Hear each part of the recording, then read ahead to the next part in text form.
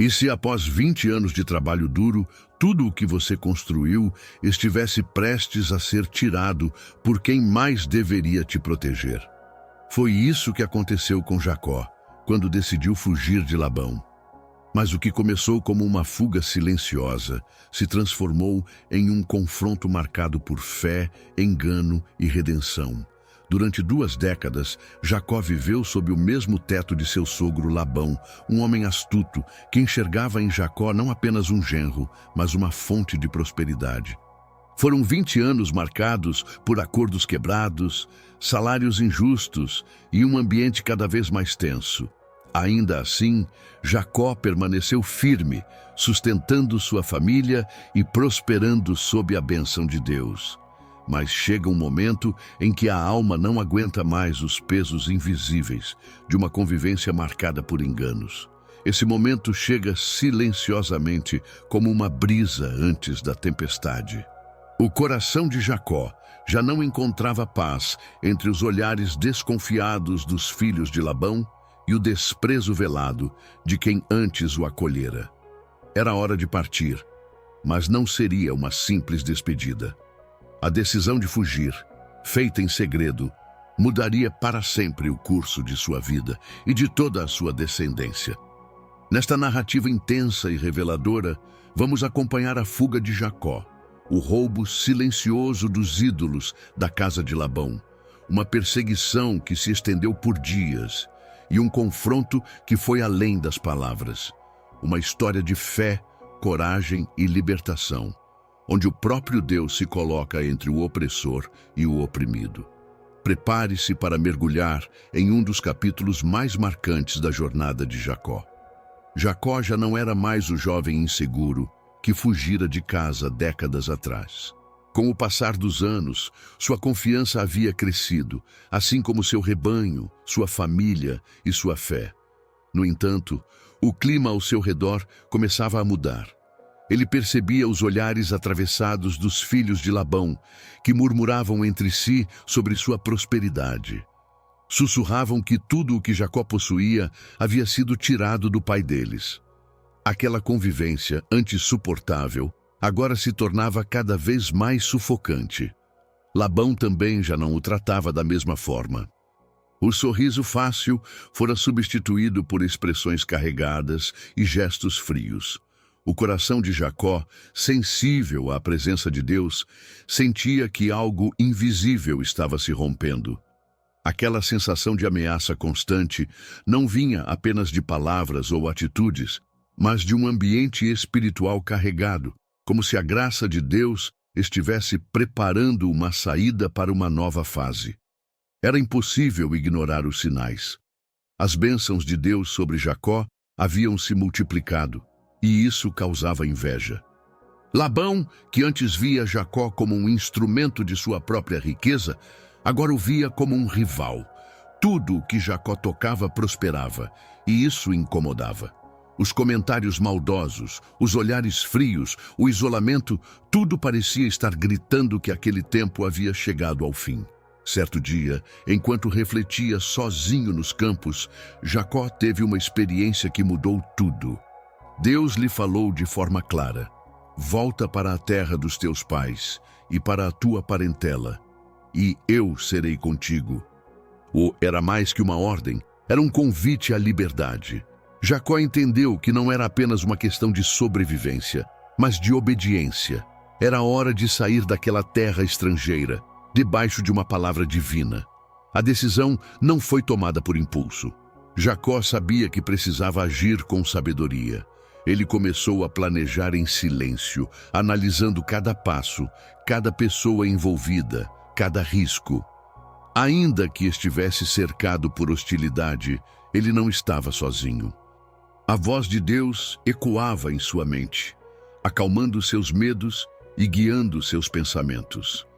Era como se, finalmente, após anos de silêncio e sofrimento, uma nova estrada estivesse sendo aberta à sua frente.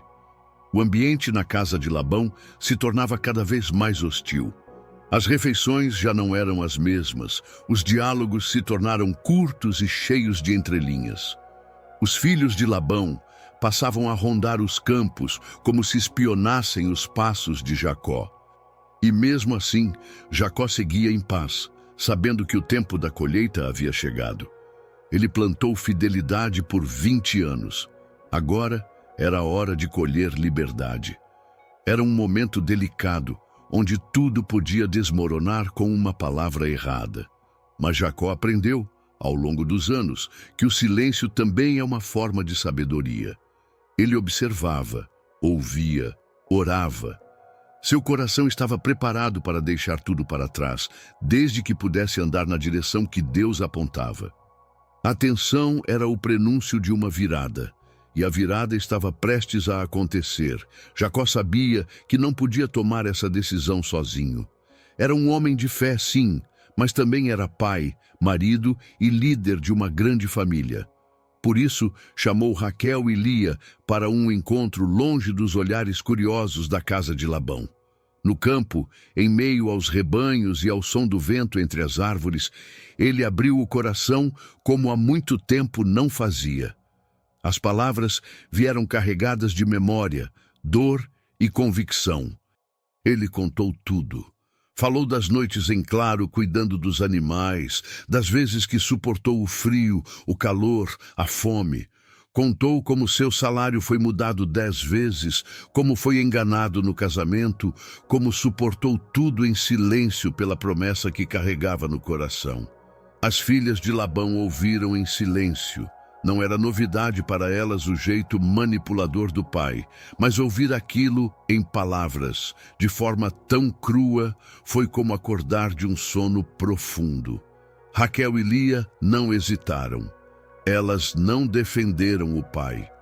Pelo contrário, foram unânimes em reconhecer que haviam sido tratadas como mercadoria, que tudo aquilo que o pai tinha já havia sido entregue a Jacó por justiça divina. Ambas sabiam que, mesmo sendo filhas, não possuíam herança nem proteção. Suas palavras foram firmes. Faz tudo o que Deus te disse. Aquela foi a confirmação que Jacó precisava. Era um momento sagrado. Naquele campo, longe dos muros da opressão, formou-se uma aliança silenciosa entre um marido, suas esposas e o Deus que os guiava. Não haveria despedidas. Não haveria explicações. Eles sabiam que Labão não deixaria ninguém partir sem resistência. A única opção era ir em segredo, no tempo certo, com prudência e fé. Jacó passou os dias seguintes se preparando em silêncio. Organizou os rebanhos, reuniu os servos, manteve sua rotina o mais normal possível. Ele observava os movimentos de Labão, esperava por uma brecha, e ela veio. Labão partiu por alguns dias para tosquear ovelhas em um campo distante. Era o sinal. Sem perder tempo, Jacó deu início à fuga. Tudo o que havia construído em 20 anos, bens, filhos, tendas, memórias, agora seguiria por uma estrada desconhecida. A decisão de partir não era apenas geográfica, era espiritual. Era como romper com as amarras de um ciclo de opressão, de dor escondida sob aparência de normalidade. Jacó não fugia apenas de Labão. Ele fugia do peso de uma vida construída sobre enganos e manipulações. Ele fugia para viver a promessa, para retornar às raízes, para reencontrar o propósito. Enquanto avançavam com a caravana pela madrugada, Raquel segurava forte os filhos e Lia mantinha os olhos atentos. As crianças não sabiam, mas estavam no meio de uma mudança histórica. Era o começo de uma nova era. Uma jornada que não era apenas familiar, mas profética. Embora não soubessem os desafios que viriam pela frente, Jacó e sua família sabiam que Deus estava à frente, conduzindo cada passo. No silêncio da madrugada, enquanto a escuridão ainda cobria as planícies de Padã-Arã, Jacó e sua família começaram a deixar para trás tudo o que um dia foi chamado de lar. A caravana seguia com cautela, evitando qualquer barulho desnecessário. Era uma fuga estratégica. Jacó sabia que cada minuto contava e que o tempo logo se voltaria contra ele. Mas havia algo que ele ainda não sabia. Algo que Raquel, em segredo, havia feito antes da partida. Raquel, sem contar a ninguém, havia entrado na casa do pai momentos antes da fuga. Com passos leves, olhos atentos e coração acelerado, ela localizou os ídolos domésticos de Labão, objetos sagrados para ele, símbolos de poder, proteção e herança. Sem hesitar, ela os escondeu em suas coisas e partiu com os demais. Ninguém viu, nem mesmo Jacó. Para ela, aquele gesto era mais que um roubo. Era um rompimento com o passado, uma espécie de justiça silenciosa por tudo o que vivera sob o domínio do pai. A fuga seguiu por dias. Jacó manteve o grupo em movimento constante, evitando rotas principais, desviando por caminhos pouco conhecidos. Ele sabia que mais cedo ou mais tarde Labão perceberia sua ausência. E quando isso acontecesse, viria atrás com toda a sua força. Mas até lá, cada passo precisava contar. Era uma corrida contra o tempo, contra o passado, contra a possível ira de um homem que se sentia traído com facilidade. 3 dias depois, como previsto, a ausência de Jacó foi notada. Labão, ao voltar das montanhas, encontrou a casa estranhamente silenciosa. As tendas estavam vazias, os rebanhos haviam sumido e o que mais o irritou: seus ídolos haviam desaparecido. Ele não precisava de explicações, sabia o que havia acontecido.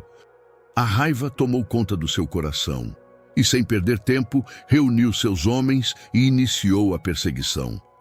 A caçada foi rápida e feroz. Labão estava determinado a alcançar Jacó, não apenas por sentir-se traído, mas porque acreditava que tudo o que Jacó levava consigo, esposas, filhos, servos, bens, ainda lhe pertencia de alguma forma. Na mente de Labão, Jacó era um servo, não um homem livre. E os ídolos roubados eram a gota d'água que justificava a perseguição. Havia honra, orgulho e controle em jogo. Para Labão, aquela fuga era uma afronta pessoal e pública. Enquanto a perseguição avançava, Jacó seguia sem saber que estava sendo seguido. Em seu coração havia confiança em Deus, mas também um peso silencioso. Ele não imaginava que carregava consigo um motivo a mais para o confronto. Os ídolos roubados por Raquel estavam bem escondidos, longe de seus olhos, mas não longe do alcance da verdade. Em breve, tudo seria revelado, e o confronto não poderia mais ser evitado. Esse momento da história revela algo profundo. Muitas vezes, mesmo quando obedecemos à direção de Deus, carregamos conosco bagagens ocultas, memórias, segredos, feridas. Jacó estava em fuga por obediência, mas havia algo não resolvido no meio do caminho. E esse algo, por mais escondido que estivesse, logo viria à tona. A liberdade não viria sem confronto. E o passado, mesmo distante, sempre encontra uma forma de se fazer presente. Foram 7 dias de perseguição intensa. Labão e seus homens cavalgavam com urgência, atravessando vales e montanhas, seguindo rastros e ouvindo rumores dos caminhos por onde a caravana de Jacó havia passado. O clima entre eles era tenso. Labão não queria apenas entender o que havia acontecido. Ele queria justiça, pelo menos a justiça segundo sua própria visão distorcida dos fatos. No 8º dia, finalmente, o horizonte revelou o acampamento de Jacó, montado nas encostas das montanhas de Gileade. Mas naquela mesma noite, antes que qualquer confronto pudesse acontecer, Labão teve um sonho. E nesse sonho, Deus lhe apareceu. A mensagem foi curta, direta, mas poderosa. Guarda-te, que não fales com Jacó nem bem nem mal. Era um aviso divino, uma barreira colocada pelo próprio Senhor para impedir que o ódio de Labão causasse destruição. Ao despertar, Labão estava perturbado. Ele sabia que não podia ignorar aquela advertência. Não se tratava de um simples sonho, mas de uma intervenção sobrenatural. Na manhã seguinte, Labão chegou ao acampamento de Jacó. O ambiente ficou imediatamente carregado. As esposas de Jacó se encolheram, os servos pararam o que estavam fazendo e os filhos observaram de longe, atentos. Labão desceu de sua montaria com o rosto sério e a voz embargada pela emoção e raiva contida. Ele começou com acusações duras. Por que fugiste às escondidas? Por que me enganaste e levaste minhas filhas como cativas da espada? Jacó ouviu em silêncio. Por um instante, parecia que o homem que estava à sua frente era o mesmo que há anos o havia acolhido. Mas tudo mudou quando Labão o acusou de roubo. A menção aos ídolos perdidos despertou em Jacó uma indignação profunda. Ele, que havia suportado tanto em silêncio, agora se via acusado injustamente. E então, pela primeira vez em muito tempo, ele explodiu. Com a voz firme respondeu: 20 anos estive contigo, as tuas ovelhas e as tuas cabras nunca perderam cria, e os carneiros do teu rebanho nunca comi. Jacó não parou por aí. Cada palavra parecia carregar o peso de 2 décadas de frustrações acumuladas. Ele falou do calor do deserto, do frio da noite, dos anos sem descanso. Contou como seu salário havia sido alterado repetidas vezes, como foi enganado com Lia e como, mesmo diante de todas as injustiças, continuou servindo fielmente. Ele não pediu nada. Ele apenas queria que a verdade fosse dita, que sua honra fosse reconhecida. Labão, surpreendido com a intensidade da resposta, não conseguiu contra-argumentar. A autoridade espiritual que vinha sobre Jacó naquele momento era maior que qualquer tradição familiar, maior que qualquer posse material. Ainda assim, Labão insistiu na busca pelos ídolos, acreditando que teria, ao menos, essa justificativa. Jacó, sem saber do roubo, autorizou que vasculhassem todas as tendas, e Raquel, astuta, escondeu os ídolos sob a sela do camelo e fingiu estar indisposta. Mais uma vez, o confronto terminou sem provas. A verdade, ao menos por enquanto, ficou oculta. Mas algo havia mudado ali. Não era apenas uma discussão familiar. Era um rompimento espiritual. Jacó não era mais um servo. Ele havia se levantado como homem, como pai, como patriarca de uma nação em formação. Ao defender sua honra, ele libertou-se emocionalmente de anos de opressão. Deus estava ali, no meio do confronto, sustentando suas palavras e blindando sua integridade. O silêncio que se seguiu à sua fala dizia mais do que qualquer resposta. O silêncio pairava entre os 2 homens como um véu pesado. Labão, embora dominado pela raiva e pela frustração, sabia que havia limites que não poderia ultrapassar. A advertência divina ainda ecoava em sua mente, freando seus impulsos. Do outro lado, Jacó permanecia firme, com o olhar voltado para o horizonte. Ele não buscava vingança, nem reconciliação forçada. Queria apenas seguir em paz, cumprir a promessa e proteger sua família. Percebendo que não havia mais argumentos a usar e nenhum ídolo a recuperar, Labão mudou o tom. Sua fala, antes agressiva, passou a soar conciliadora. Ele propôs um pacto, um tipo de aliança que garantisse que, dali em diante, um não ultrapassaria os limites do outro. Era um pedido de trégua, não por nobreza, mas por reconhecimento da mão de Deus que claramente protegia Jacó. Era impossível negar que algo maior estava agindo naquela jornada. Jacó aceitou, não por medo, mas por sabedoria.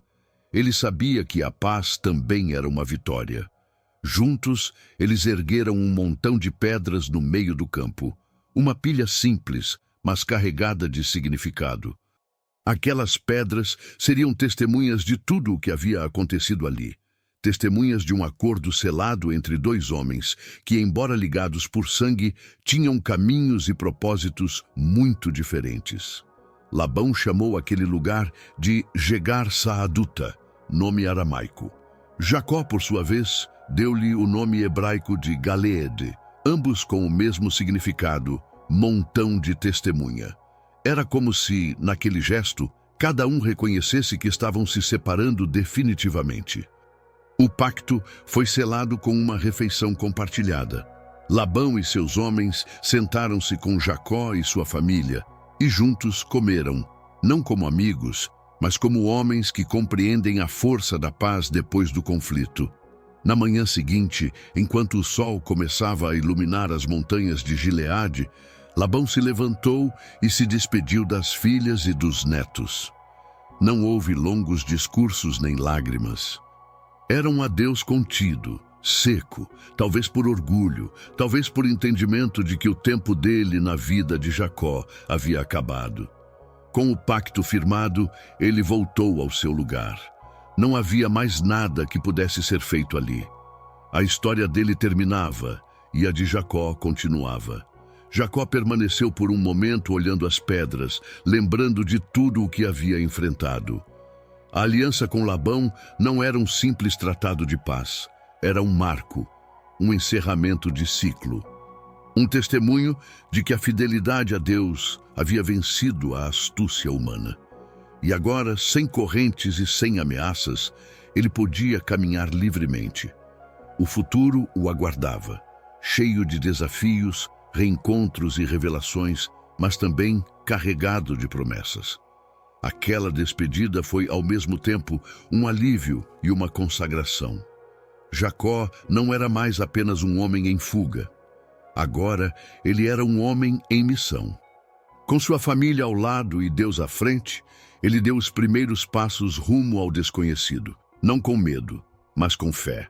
A aliança firmada atrás dele era o símbolo de que, quando Deus intervém, até os maiores conflitos se transformam em caminho para a liberdade.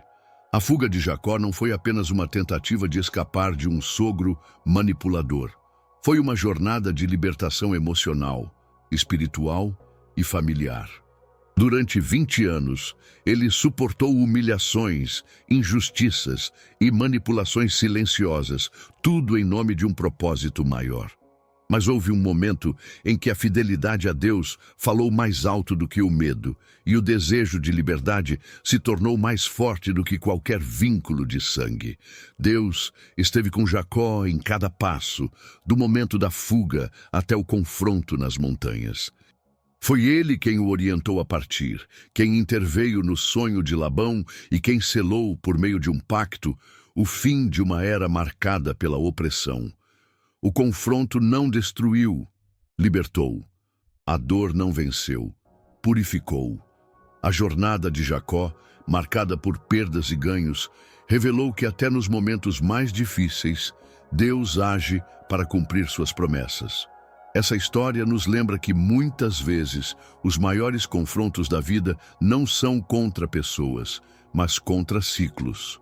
Ciclos de injustiça, de medo, de dependência. Romper com eles exige coragem, fé e obediência.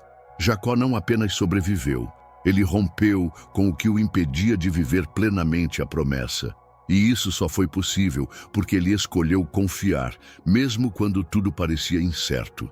Se essa história falou com você e te fez refletir sobre fé, coragem e libertação, deixa seu like, se inscreve no canal e compartilha com alguém que precisa ouvir essa mensagem. E comenta aqui embaixo. Você já viveu um momento em que precisou romper com algo para viver uma nova fase? Vamos conversar nos comentários. Sua experiência pode inspirar outras pessoas também.